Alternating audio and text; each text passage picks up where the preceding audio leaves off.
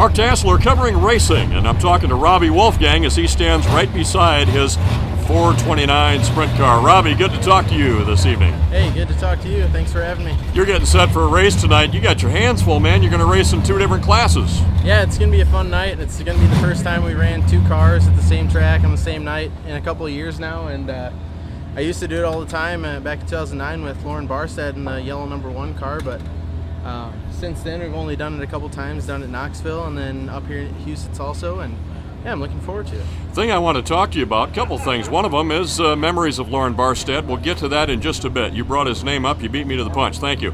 We'll get to Lauren here and memories of him in a moment. First of all, this 429 sprint car, you can see the number in the background. Robby, I'm going to go off you just for a bit here. Walk with me by the microphone. I'm going to take a look at this car.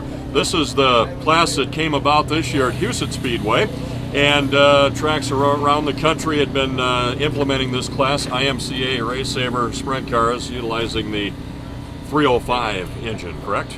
Correct, yeah. You've won a couple races with it, and a mighty fine-looking race car as we see there. So far, you're happy with the class all the way, right? Yeah, absolutely. I think it's a great class for racing. The whole design of the rule package is to keep the cost down, and that's been, exemplified many times this year with us at least, and we've won a couple of races on the same tire, and I think we've only had 3 or 4 right rears all year, and it's been a good deal. There's not a whole lot of cars at Houston's yet, but I hope to see it grow in the years to come, and we'll kind of see as we go into next year with Chuck Brennan taking over the ownership and it transitioning to Badlands Motor Speedway, and they're bringing the 360 class back, so we'll see if the 305 is able to survive and thrive, and we'll just have to see, and I'm hoping it does, because I love the class and I'm looking forward to see it grow. You've had a couple great wins this year, a lot of memories. Your most memorable win, I'm sure, was the night you got your first win, the same night your dad, Doug Wolfgang, was inducted into the Houston Speedway Hall of Fame. That's a night we'll never forget. Yeah, absolutely. That was great. That was only my 15th start in a sprint car altogether. It was back when I was 16 years old. How many years back now? That was 2008, so that's 7-8 years ago. That many years already. It's been a long time. So. Oh, man. Tonight you're racing. I'm leaving you again, Robby. I'm going to move off of your car to the car right next to your 429. We're going to zoom in on the number 10 sprint car. This is Dale Furby's car. And this car will be racing in some 360 sprint action tonight, the Midwest Sprint Touring Series. You're going to be in the car running this class as well. Yeah, I'm very thankful for Dale Furby to give me the opportunity, and it seems like if tonight goes well, we might be able to, might have the chance to run it a couple more times before the season wraps up here in a few weeks, and we'll just see where it goes from tonight. What kind of a workout is it to climb out of one sprint car, racing it, and climbing into another one and going? Completely different group of competitors, different car, maybe little different fit in the seat. What's it like to do that? Well, it's not so much physical, but mental. Sprint cars and racing altogether is a big mental game, and to be able to separate the two in your mind and to know the difference between how the 429 feels and how the number 10 car feels, and be able to portray that message to the crew and make the proper changes you need to throughout the night. That's going to be the hard part for me, and not so much getting in it and being able to hang on for all the laps, but being able to separate the thoughts and keep things organized as we go forward. Guy you used to drive for, Lauren Barstead. A lot of racers remember that man. I remember him as a great friend, and he just wanted to race, and boy did he. He passed away a number of years ago.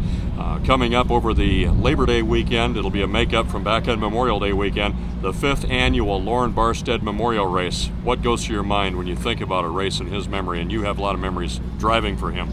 Well, it's obviously a race that I want to be at every year, because Lauren was a big influence in me starting my career in sprint cars, changing over from motocross and dirt bikes and things like that. He gave me the opportunity to get my foot in the door and get my feet wet a little bit, and I'm very thankful for that, because it's come a long ways from back in 2008 and 2009 when I raced with him, and he was just a great guy, like you said, and wanted to race, loved to race, and we were able to have a lot of fun doing it. So when the Barstead race comes around, it's one that I want to be at. Unfortunately, when it first started, I wasn't able to be there a couple of times, but we've been there a couple of times and been able to run second or third at a couple years back in 2013. So hopefully we come here next Monday and be able to run pretty good.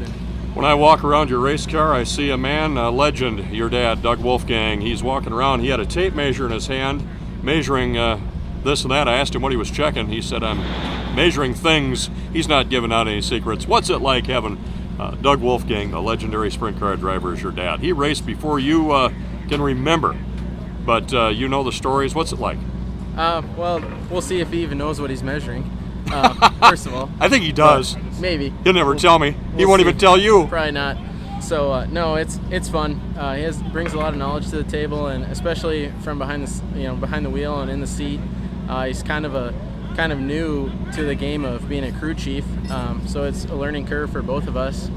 But him being able to give me the advice and stuff, because he sees the race from a driver's perspective and knows kind of what I'm thinking when I'm out there. So it's been very helpful. And I'm moving back on the car. From this view here, you can see the wing sitting at a bit of an angle on there.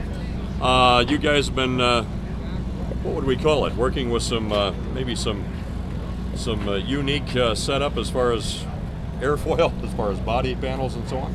Yeah, we've tried some different things, and that's kind of the beauty of the 305 class, is that the rules package is really focused on the engine and keeping the cost down with the engine and tires and different things like that. And they allow a little bit of freedom with the way you do your bodies and your wings and stuff. So we've got it tilted like that just to try to get the car to squash down on the left rear and really turn throughout the corner.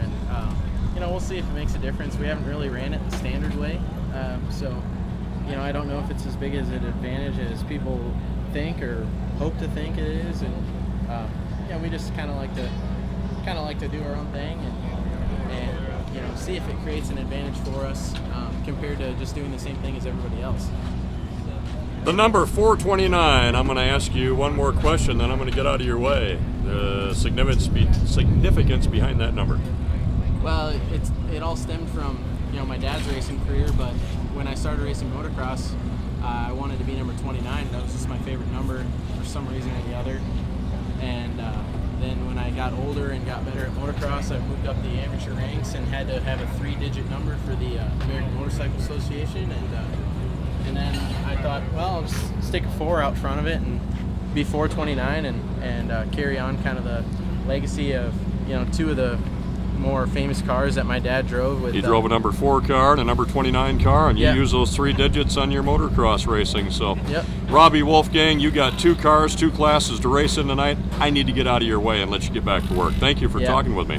Thank you. Good luck in both classes tonight. Robby Wolfgang talking with us for racing. I'm Mark Tassler.